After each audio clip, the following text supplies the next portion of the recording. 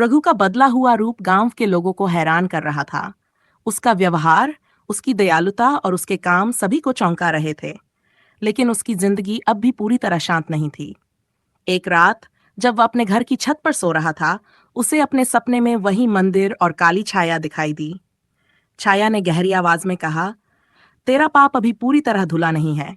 तूने प्रायश्चित शुरू कर दिया है, लेकिन तुझे एक और परीक्षा से गुजरना होगा।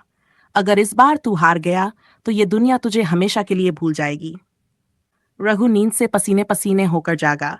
उसने सोचा, अब ये कौन सी नई परीक्षा है? क्या मैंने अब भी अपनी गलतियों का प्रायश्चित पूरा नहीं किया? अगली सुबह गांव के एक कोने से चीख पुकार की आवाजें आईं। एक किसान दौड़ते हुए चौपाल पर पहुंचा और हाँफते हुए कहा, गांव के तालाब के पास एक अजीब चीज देखी गई है। पानी काला हो गया है और उसमें से डरावनी आवाजें आ रही हैं। लोग तालाब के पास इकट्ठा हुए। तालाब की सतह पर काले बुलबुले उठ रहे थे और पानी में हल्की लाल चमक थी। रघु ने भी यह सब देखा। वह समझ गया कि यह कोई साधारण घटना नहीं थी। उसे तुरंत बाबा की याद आई। वह दौड़ता हुआ उनकी कुटिया पर पहुंचा। बाबा ध्यान में बैठे थे। उन्होंने रघु की परेशानी भांप ली और आंखें खोलते हुए बोले, बेटा, यह तेरी आखिरी परीक्षा है। उस मंदिर की काली शक्ति ने गांव के तालाब को अपनी गिरफ्त में ले लिया है। अगर इसे रोका नहीं गया तो ये पूरे गांव को निगल जाएगी। रघु डरते हुए बोला, लेकिन मैं इसे कैसे रोक सकता हूं बाबा? मैं तो बस एक साधारण इंसान हूं। बाबा ने गंभीर स्वर में कहा, साधारण इंसान भी अपने साहस और सच्चाई से असाधारण काम कर सकता है।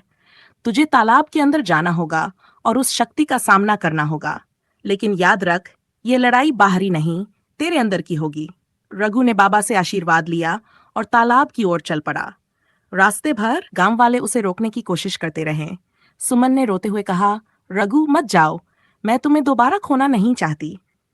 लेकिन रघु ने उसे समझाते हुए कहा, अगर मैं नहीं गया तो यह गांव बर्बाद हो जाएगा। मुझे अपनी जिम्मेदारी निभानी होगी। तालाब के पास पहुंचकर रघु ने गहरी सांस ली और पानी में छलांग लगा दी।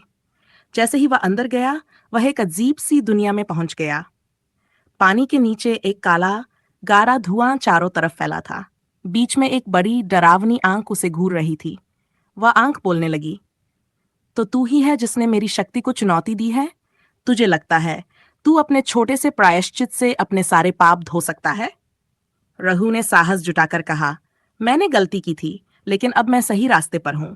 मैं इस गांव और अपने परिवार को बचाने के लिए सब कुछ करूंगा। आंख ने जोर से हंसते हुए कहा, अच्छा तो आ और अपनी परीक्षा दे। देखता हूं तेरी सच्चाई कितनी गहरी है। तभी चारों ओर अंधेरा गारा हो गया और रघु को ऐसा लगा जैसे वह किसी अदृश्य शक्ति से जकड़ा जा रहा है। उसकी सांसें भारी हो रही थीं। वह चीखने की कोशिश कर रहा था, लेकिन उसकी आवाज घुट रही थी। अचानक उसने अपनी मां की आवाज सुनी, रघु, लड़ बेटा। सच्चाई का रास्ता हमेशा कठिन होता है, लेकिन जीत उसी की होती है जो अंत तक डटा रहे। उसने अपनी आंखें बंद कीं और अपनी मां की आवाज को याद करते हुए सोचा, मैं हार नहीं मानूंगा। मुझे इस अंधेरे को खत्म करना होगा। उसने अपनी पूरी ताकत से चिल्लाया, मैंने गलती की थी, लेकिन अब मैं उसे सुधारूंगा। तुम मुझे रोक नहीं सकते। अचानक एक तेज रोशनी फूट पड़ी। काला धुआं धीरे धीरे गायब होने लगा। तालाब का पानी फिर से साफ हो गया, लेकिन रघु बेहोश हो गया और सतह पर तैरने लगा।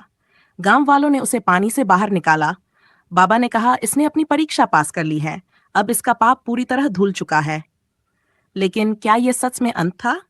तालाब से आई शक्ति क्या पूरी तरह खत्म हो चुकी थी, या यह सिर्फ एक शुरुआत थी? कहानी जारी रहेगी।